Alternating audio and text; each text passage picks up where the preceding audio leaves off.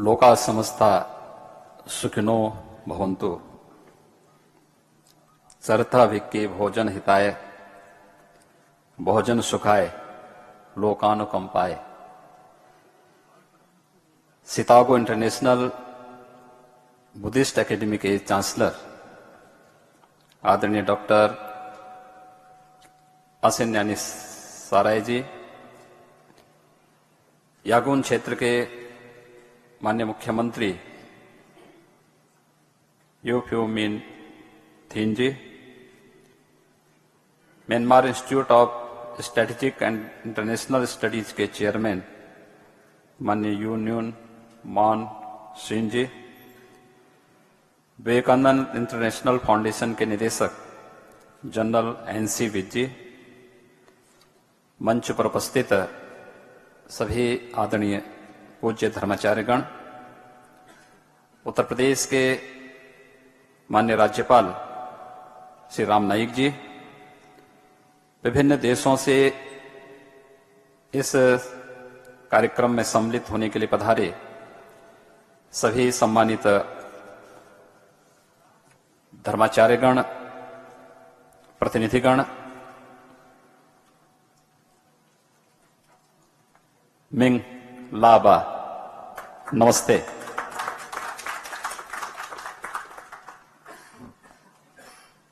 संवाद second, dialogue for peace, harmony and security, a global initiative for conflict awareness and environment consciousness नाम के इस अत्यंत महत्वपूर्ण सम्मेलन का निमंत्रण पाकर और आध्यात्मिक गुरुओं, प्रख्यात विचारकों तथा विद्वानों की इस प्रतिष्ठित सभा के समक्ष बोलने का अवसर पाकर मैं बहुत सम्मानित अनुभव कर रहा हूं। इस आयोजन से पूर्व 3 व 4 सितंबर 2015 को नई दिल्ली में इस श्रृंखला का पहला आयोजन संपन्न हुआ था, जिसमें भारत के माननीय प्रधानमंत्री आदरणीय श्री नरेंद्र मोदी जी सम्मिलित हुए थे। इसके तत्काल बाद 5 सितंबर 2015 को आदरणीय प्रधानमंत्री जी ने बोध गया के बौद्ध समागम में कहा था कि हिंदू व बौद्ध दर्शन के मूल और समान सिद्धांतों के अंगीकरण के कारण कॉन्फ्लिक्ट अवेयरनेस तथा एनवायरनमेंट कॉन्शियसनेस जैसे विषयों का समाधान हो सकता है। इन सिद्धांतों को अपनाकर विश्व में शांति एवं पर्यावरण का संरक्षण व संवर्धन संभव है। सज्जनों, म्यांमार की ये पवन धरती पर कदम रखकर मैं अभिभूत हूं। म्यांमार वह देश है जिसे हम अब भी ब्रह्म देश पुकारते हैं, जो सभी भारतीयों के हृदय में बहुत निकट है। हमारे देशवासी धम्म और धर्म द्वारा एक दूसरे से बंधे हैं। मैं एक सशक्त उदाहरण प्रस्तुत करूंगा, जिससे स्पष्ट होगा कि हमारे भाग्य बहुत पहले ही एक दूसरे से जुड़ गए थे। हम सभी जानते हैं कि सम्राट थिबा और उनके परिवार को निर्वासित कर भारत के पश्चिमी तट स्थित छोटे से नगर रत्नागिरी भेज दिया गया था। हमें से कई को संभवतः ज्ञात नहीं होगा कि सम्राट के निर्वासन के बाद 1 दशक से भी कम समय में रत्नागिरी के सुपुत्र और भारतीय स्वतंत्रता आंदोलन के पुरोधा लोकमान्य तिलक को भी उन्हीं औपनिवेशिक शासकों ने मांडले कारागार में बंदी बना लिया था। क्या यह संयोग मात्र नहीं था कि मांडले की इस धरती पर लोकमान्य तिलक ने गीता रहस्य जैसे अमर ग्रंथ की रचना की। यह महान पुस्तक श्रीमद् भगवद गीता की सबसे महत्वपूर्ण संदेश कर्मयोग की स्पष्ट व्याख्या प्रस्तुत करती है। हिंदू धर्म में कर्मयोग अथवा कर्म मार्ग अध्यात्म का मार्ग है जो आकांक्षा से रहित होकर उचित समय पर उचित कार्य करने पर बल देता है। मुक्ति के इस मार्ग पर सफलतापूर्वक चलने के लिए आत्मचेतना तथा आत्मबोध की आवश्यकता होती है और हम सभी को ज्ञान का मार्ग दिखाने के लिए तथागत, जिन्हें हम हिंदू भगवान बुद्ध के रूप में पूजते हैं, से उत्तम मार्गदर्शक कौन हो सकता है। एक भारतीय तथा एक हिंदू के रूप में इस भूमि का ऋणी हूं जिस मिट्टी पर हमें इस महान ग्रंथ की रचना का सौभाग्य प्राप्त हुआ था। सज्जनों, भगवान बुद्ध के 3 महत्वपूर्ण उपदेश धम्मं शरणं गच्छामि, बुद्धं शरणं गच्छामि तथा संघं शरणं गच्छामि तत्कालीन परिस्थितियों के साथ साथ आज भी उसकी प्रासंगिकता बनी हुई है। उत्तर प्रदेश के लिए गौरव का विषय है कि भगवान बुद्ध के जीवन से जुड़े अनेक महत्वपूर्ण स्थल यहां अवस्थित हैं। वाराणसी स्थित सारनाथ में भगवान बुद्ध ने अपना पहला उपदेश दिया था। तथागत की महापरिनिर्वाण स्थली कुशीनगर सहित श्रावस्ती, कपिलवस्तु, कौशाम्बी, संकिसा आदि प्रसिद्ध बौद्ध धार्मिक स्थल भी हमारे प्रदेश में स्थित हैं। भगवान बुद्ध की जन्मस्थली लुम्बिनी और तपस्या स्थली बौद्ध गया भी यहां से बहुत दूर नहीं है। उत्तर प्रदेश में भगवान बुद्ध से जुड़े इन स्थलों को बौद्ध सर्किट से जोड़ने का काम वर्तमान में किया जा रहा है, जिससे देश विदेश के पर्यटकों एवं श्रद्धालुओं को भगवान बुद्ध से जुड़े इन स्थलों तक पहुंचने में आसानी होगी। मैं नाथ संप्रदाय का एक सन्यासी हूं जो सांझी हिंदू एवं बौद्ध दार्शनिक तथा धार्मिक परंपरा का एक अन्य उत्तम उदाहरण है। महायोगी गुरु गोरक्षनाथ, जो इस परंपरा के आरंभिक गुरु थे, महायान बौद्ध परंपरा में 84 महासिद्धों में माने जाते हैं। तिब्बती बौद्ध परंपरा में उन्हें गोरक्ष भी कहा जाता है। हिंदू धर्म तथा बौद्ध धर्म दोनों ही प्राच्य परंपराओं के टूट अंग हैं जो दूसरों के विचारों को सुनने में विश्वास करते हैं। प्राचीन भारतीय दर्शन प्रतिक्रिया देने से पूर्व दूसरों की मनस्थिति तथा विचार प्रक्रिया को समझने पर बल देता है। वह किसी भी व्यक्ति के विचारों को पूरी तरह सुनने से पहले उसके विषय में कोई धारणा बनाने की अनुमति भी नहीं देता। उसके बाद ही वह दूसरों के दृष्टिकोण के प्रति पर्याप्त सम्मान प्रदर्शित करते हुए आपको अपना दृष्टिकोण रखने देता है, क्योंकि वह मानता है कि परमात्मा के अतिरिक्त कोई भी संपूर्ण नहीं है। इस प्रकार द्वंद्व के स्थान पर मीमांसा अथवा विवेचना को श्रेष्ठ कहा गया है। इसके लिए 4 चरण बताए गए हैं जो उपरोक्त चर्चा की सटीक व्याख्या करते हैं। पहला श्रवण अथवा ध्यान पूर्वक सुनना, दूसरा मनन अथवा गहन मीमांसा, तीसरा चिंतन अर्थात विचार करना और चौथा कीर्तन अर्थात अपने विचार प्रस्तुत करना। हमारी परंपरा में अनेक उदाहरण हैं जहां तलवार के नोक पर किसी के विचार थोपने के स्थान पर विचारों के आदान प्रदान को सर्वश्रेष्ठ साधन माना गया है। सभी जानते हैं कि अद्वैत दर्शन के अनुकरणीय प्रतिपादक आदि शंकराचार्य ने पूर्व मीमांसा परंपरा के अनुयायी एवं उत्पट विद्वान मंडन मिश्र से शास्त्रार्थ किया था। कहा जाता है कि दोनों के बीच शास्त्रार्थ कई महीनों तक चलता रहा। विचारों के जीवंत एवं शांतिपूर्ण आदान प्रदान की ही परंपरा हमें विरासत में प्राप्त हुई है, जो वर्तमान विश्व में दुर्लभ हो गई है। शांतिपूर्ण चर्चा को ही सदैव मार्गदर्शक सिद्धांत माना जाना चाहिए और चर्चा के सही मार्ग खोले रखकर द्वंद्व से यथासंभव बचा जाना चाहिए।